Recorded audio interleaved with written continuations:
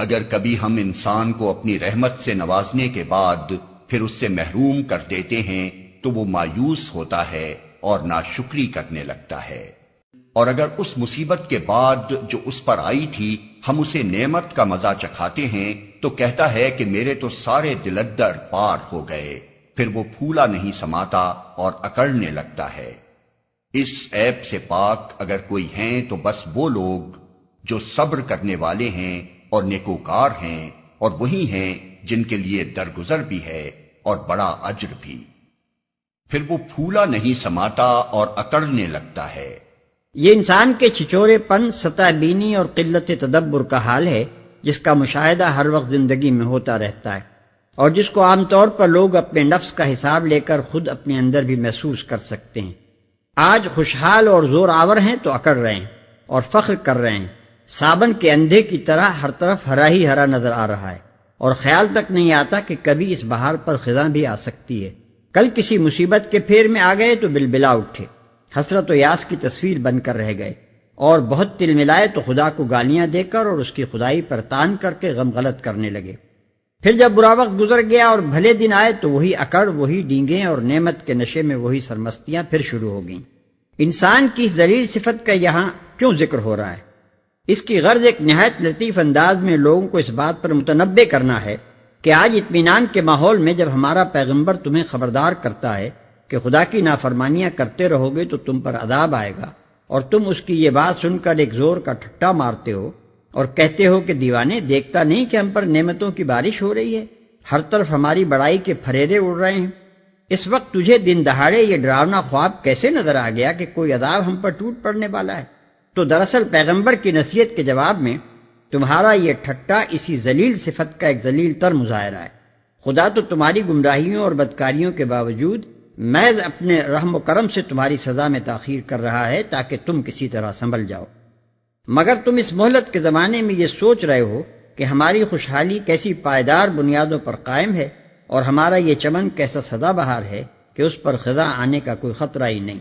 جو لوگ صبر کرنے والے، یہاں صبر کے ایک اور مفہوم پر روشنی پڑتی ہے۔ صبر کی صفت اس چھچور پن کی ضد ہے جس کا ذکر اوپر کیا گیا ہے۔ صابر وہ شخص ہے جو زمانے کے بدلتے ہوئے حالات میں اپنے ذہن کے توازن کو برقرار رکھے، وقت کی ہر گردش سے اثر لے کر اپنے مزاج کا رنگ بدلتا نہ چلا جائے، بلکہ ایک معقول اور صحیح رویے پر ہر حال میں قائم رہے۔ اگر کبھی حالات سازگار ہوں اور وہ دولت مندی، اقتدار اور ناموری کے آسمانوں پر چڑھا چلا جا رہا ہو تو بڑائی کے نشے میں مست ہو کر بہکنے نہ لگے، اور اگر کسی دوسرے وقت مصائب و مشکلات کی چکی اسے پیسے ڈال رہی ہو تو اپنے جوہر انسانیت کو اس میں ضائع نہ کر دے۔ خدا کی طرف سے آزمائش خواہ نعمت کی صورت میں آئے یا مصیبت کی صورت میں، دونوں صورتوں میں اس کی بردباری اپنے حال پر قائم رہے اور اس کا ظرف کسی چیز کی بھی چھوٹی یا بڑی مقدار سے چھلک نہ پڑے۔ جن کے لیے درگزر بھی ہے اور بڑا اجر بھی، یعنی اللہ ایسے لوگوں کے قصور معاف بھی کرتا ہے اور ان کی بھلائیوں پر اجر بھی دیتا ہے۔ تو اے پیغمبر کہیں ایسا نہ ہو کہ تم ان چیزوں میں سے کسی چیز کو بیان کرنے سے چھوڑ دو جو تمہاری طرف وحی کی جا رہی ہیں، اور اس بات پر دل تنگ ہو کہ وہ کہیں گے اس شخص پر کوئی خزانہ کیوں نہ اتارا گیا، یا یہ کہ اس کے ساتھ کوئی فرشتہ کیوں نہ آیا۔ تم تو محض خبردار کرنے والے ہو، آگے ہر چیز کا حوالہ دار اللہ ہے۔ اس ارشاد کا مطلب سمجھنے کے لیے ان حالات کو پیش نظر رکھنا چاہیے جن میں یہ فرمایا گیا ہے کہ مکہ ایک ایسے قبیلے کا صدر مقام ہے جو تمام عرب پر اپنے مذہبی اقتدار، اپنی دولت و تجارت اور اپنے سیاسی دبدبے کی وجہ سے چھایا ہوا ہے۔ عین اس حالت میں جبکہ یہ لوگ اپنے انتہائی عروج پر ہیں، اس بستی کا ایک آدمی اٹھتا ہے اور علل اعلان کہتا ہے کہ جس مذہب کے تم پیشوا ہو وہ سراسر گمراہی ہے، جس نظام تمدن کے تم سردار ہو وہ اپنی جڑ تک گلا اور سڑا ہوا نظام ہے، خدا کا عذاب تم پر ٹوٹ پڑنے کے لیے تلا کھڑا ہے، اور تمہارے لیے اس سے بچنے کی کوئی صورت اس کے سوا نہیں ہے کہ اس مذہب حق اور اس نظام صالح کو قبول کر لو جو میں خدا کی طرف سے تمہارے سامنے پیش کر رہا ہوں۔ اس شخص کے ساتھ اس کی پاک سیرت اور اس کی معقول باتوں کے سوا کوئی ایسی غیر معمولی چیز نہیں ہے جس سے عام لوگ اسے مامور من اللہ سمجھیں، اور گرد و پیش کے حالات میں بھی مذہب و اخلاق اور تمدن کی گہری بنیادی خرابیوں کے سوا کوئی ایسی ظاہر علامت نہیں ہے جو نزول عذاب کی نشاندہی کرتی ہو، بلکہ اس کے برعکس تمام نمایاں علامتیں یہی ظاہر کر رہی ہیں کہ ان لوگوں پر خدا کا اور ان کے عقیدے کے مطابق دیوتاؤں کا بڑا فضل ہے، اور جو کچھ وہ کر رہے ہیں ٹھیک ہی کر رہے ہیں۔ ایسے حالات میں یہ بات کہنے کا نتیجہ یہ ہوتا ہے، اور اس کے سوا کچھ ہو بھی نہیں سکتا، کہ چند نہایت صحیح الدماغ اور حقیقت رس لوگوں کے سوا بستی کے سب لوگ اس کے پیچھے پڑ جاتے ہیں۔ کوئی ظلم و ستم سے اس کو دبانا چاہتا ہے، کوئی جھوٹے الزامات اور اوچھے اعتراضات سے اس کی ہوا اکھاڑنے کی کوشش کرتا ہے، کوئی متعصبانہ بے رخی سے اس کی ہمت شکنی کرتا ہے، اور کوئی مذاق اڑا کر آوازیں اور پھتیاں کس کر اور ٹھٹے لگا کر اس کی باتوں کو ہوا میں اڑا دینا چاہتا ہے۔ یہ استقبال جو کئی سال تک اس شخص کی دعوت کا ہوتا رہتا ہے، جیسا کچھ دل شکن اور مایوس کن ہو سکتا ہے، ظاہر ہے۔ بس یہی صورتحال ہے جس میں اللہ تعالیٰ اپنے پیغمبر کی ہمت بندھانے کے لیے تلقین فرماتا ہے کہ اچھے حالات میں پھول جانا اور برے حالات میں مایوس ہو جانا چھچھورے لوگوں کا کام ہے۔ ہماری نگاہ میں قیمتی انسان وہ ہے جو نیک ہو اور نیکی کے راستے پر صبر و ثبات اور پامردی کے ساتھ چلنے والا ہو۔ لہذا جس تعصب سے، جس بے رخی سے، جس تضحیک و استہزاء سے اور جن جاہلانہ اعتراضات سے تمہارا مقابلہ کیا جا رہا ہے، ان کی وجہ سے تمہارے پائے ثبات میں ذرا لغزش نہ آنے پائے۔ جو صداقت تم پر بذریعہ وحی منکشف کی گئی ہے، اس کے اظہار و اعلان میں اور اس کی طرف دعوت دینے میں تمہیں قطعاً کوئی بات نہ ہو، تمہارے دل میں اس خیال کا کبھی گزر تک نہ ہو کہ فلاں بات کیسے کہوں جبکہ لوگ سنتے ہی اس کا مذاق اڑانے لگتے ہیں، اور فلاں حقیقت کا اظہار کیسے کروں جبکہ کوئی اس کے سننے تک کا روادار نہیں ہے۔ کوئی مانے یا نہ مانے، تم جسے حق پاتے ہو اسے بے کم و کاست اور بے خوف بیان کیے جاؤ، آگے سب معاملات اللہ کے حوالے ہیں۔ جو لوگ بس اسی دنیا کی زندگی اور اس کی خوش نمائیوں کے طالب ہوتے ہیں، ان کی کارگزاری کا سارا پھل ہم یہیں ان کو دے دیتے ہیں، اور اس میں ان کے ساتھ کوئی کمی نہیں کی جاتی۔ اس کی خوش نمائیوں کے طالب ہوتے ہیں۔ اس سلسلہ کلام میں یہ بات اس مناسبت سے فرمائی گئی ہے کہ قرآن کی دعوت کو جس قسم کے لوگ اس زمانے میں رد کر رہے تھے اور آج بھی رد کر رہے ہیں، وہ زیادہ تر وہی تھے اور ہیں جن کے دل و دماغ پر دنیا پرستی چھائی ہوئی ہے۔ خدا کے پیغام کو رد کرنے کے لیے جو دلیل بازیاں وہ کرتے ہیں، وہ سب تو بعد کی چیزیں ہیں۔ پہلی چیز جو اس انکار کا اصل سبب ہے، وہ ان کے نفس کا یہ فیصلہ ہے کہ دنیا اور اس کے مادی فائدوں سے بالاتر کوئی شے قابل قدر نہیں ہے، اور یہ کہ ان فائدوں سے متمتع ہونے کے لیے ان کو پوری آزادی حاصل رہنی چاہیے۔ مگر آخرت میں ایسے لوگوں کے لیے آگ کے سوا کچھ نہیں ہے۔ وہاں معلوم ہو جائے گا کہ جو کچھ انہوں نے دنیا میں بنایا وہ سب ملیا میٹ ہو گیا، اور اب ان کا سارا کیا دھرا محض باطل ہے۔ آگ کے سوا کچھ نہیں ہے، یعنی جس کے پیش نظر محض دنیا اور اس کا فائدہ ہو، وہ اپنی دنیا بنانے کی جیسی کوشش یہاں کرے گا ویسا ہی اس کا پھل اسے یہاں مل جائے گا۔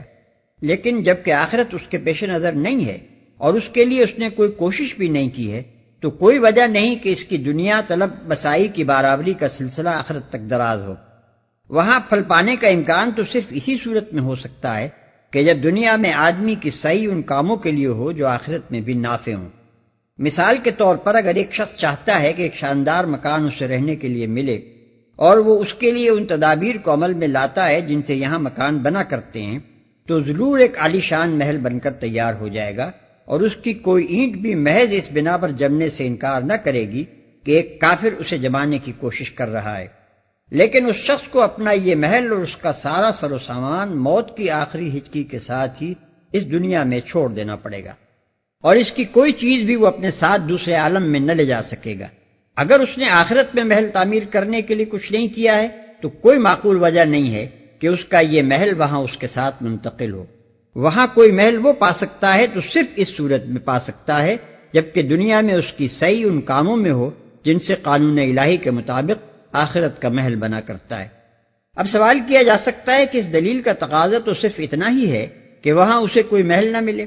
مگر یہ کیا بات ہے کہ محل کے بجائے وہاں اسے آگ ملے گی؟ اس کا جواب یہ ہے، اور یہ قرآن ہی کا جواب ہے جو مختلف مواقع پر اس نے دیا ہے، کہ جو شخص آخرت کو نظر انداز کر کے محض دنیا کے لیے کام کرتا ہے، وہ لازماً و فطرتاً ایسے طریقوں سے کام کرتا ہے جن سے آخرت میں محل کے بجائے آگ کا الاؤ تیار ہوتا ہے۔ اور اس شخص سے بڑھ کر ظالم اور کون ہوگا جو اللہ پر جھوٹ گھڑے؟ ایسے لوگ اپنے رب کے حضور پیش ہوں گے اور گواہ شہادت دیں گے کہ یہ ہیں وہ لوگ جنہوں نے اپنے رب پر جھوٹ گھڑا تھا۔ سنو، خدا کی لعنت ہے ظالموں پر، ان ظالموں پر جو خدا کے راستے سے لوگوں کو روکتے ہیں، اس کے راستے کو ٹیڑھا کرنا چاہتے ہیں اور آخرت کا انکار کرتے ہیں۔ اللہ پر جھوٹ گھڑے، یعنی یہ کہے کہ اللہ کے ساتھ خدائی اور استحقاق بندگی میں دوسرے بھی شریک ہیں، یا یہ کہے کہ خدا کو اپنے بندوں کی ہدایت و ضلالت سے کوئی دلچسپی نہیں ہے، اور اس نے کوئی کتاب اور کوئی نبی ہماری ہدایت کے لیے نہیں بھیجا ہے، بلکہ ہمیں آزاد چھوڑ دیا ہے کہ جو ڈھنگ چاہیں اپنی زندگی کے لیے اختیار کر لیں، یا یہ کہے کہ خدا نے ہمیں یوں ہی کھیل کے طور پر پیدا کیا اور یوں ہی ہم کو ختم کر دے گا، کوئی جواب دہی ہمیں اس کے سامنے نہیں کرنی ہے اور کوئی جزا و سزا نہیں ہونی ہے۔ خدا کی لعنت ہے ظالموں پر، یہ عالم آخرت کا بیان ہے کہ وہاں یہ اعلان ہوگا، ان ظالموں پر جو خدا کے راستے سے لوگوں کو روکتے ہیں۔ یہ جملہ معترضہ ہے کہ جن ظالموں پر وہاں خدا کی لعنت کا اعلان ہوگا وہ وہی لوگ ہوں گے جو آج دنیا میں یہ حرکات کر رہے ہیں، اس کے راستے کو ٹیڑھا کرنا چاہتے ہیں، یعنی وہ اس سیدھی راہ کو جو ان کے سامنے پیش کی جا رہی ہے پسند نہیں کرتے اور چاہتے ہیں کہ یہ راہ کچھ ان کی خواہشات نفس اور ان کے جاہلانہ تعصبات اور ان کے اوہام و تخیلات کے مطابق ٹیڑھی ہو جائے تو وہ اسے قبول کر لیں۔ وہ زمین میں اللہ کو بے بس کرنے والے نہ تھے اور نہ اللہ کے مقابلے میں کوئی ان کا حامی تھا، انہیں اب دوہرا عذاب دیا جائے گا۔ وہ نہ کسی کی سن ہی سکتے تھے اور نہ خود ہی انہیں کچھ سوچتا تھا۔ وہ زمین میں، یہ پھر عالم آخرت کا بیان ہے، انہیں اب دوہرا عذاب دیا جائے گا۔ ایک عذاب خود گمراہ ہونے کا، دوسرا عذاب دوسروں کو گمراہ کرنے اور بعد کی نسلوں کے لیے گمراہی کی میراث چھوڑ جانے کا۔ یہ وہ لوگ ہیں جنہوں نے اپنے آپ کو خود گھاٹے میں ڈالا اور وہ سب کچھ ان سے کھویا گیا جو انہوں نے گھڑ رکھا تھا، یعنی وہ سب نظریات پادر ہوا ہو گئے جو انہوں نے خدا اور کائنات اور اپنی ہستی کے متعلق گھڑ رکھے تھے، اور وہ سب بھروسے بھی جھوٹے ثابت ہوئے جو انہوں نے اپنے معبودوں اور سفارشیوں اور سرپرستوں پر رکھے تھے، اور وہ قیاسات بھی غلط نکلے جو انہوں نے زندگی بعد موت کے بارے میں قائم کیے تھے۔ ناگزیر ہے کہ وہی آخرت میں سب سے بڑھ کر گھاٹے میں رہے وہ لوگ جو ایمان لائے اور جنہوں نے نیک عمل کیے اور اپنے رب ہی کے ہو کر رہے، تو یقیناً وہ جنتی لوگ ہیں اور جنت میں وہ ہمیشہ رہیں گے۔ ان دونوں فریقوں کی مثال ایسی ہے جیسے ایک آدمی تو ہو اندھا بہرا اور دوسرا ہو دیکھنے اور سننے والا،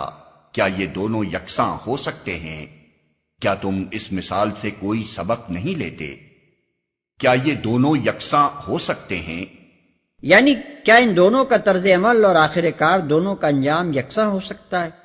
ظاہر ہے کہ جو شخص نہ خود راستہ دیکھتا ہے اور نہ کسی ایسے شخص کی بات ہی سنتا ہے جو اسے راستہ بتا رہا ہو، وہ ضرور کہیں ٹھوکر کھائے گا اور کہیں کسی سخت حادثے سے دوچار ہوگا،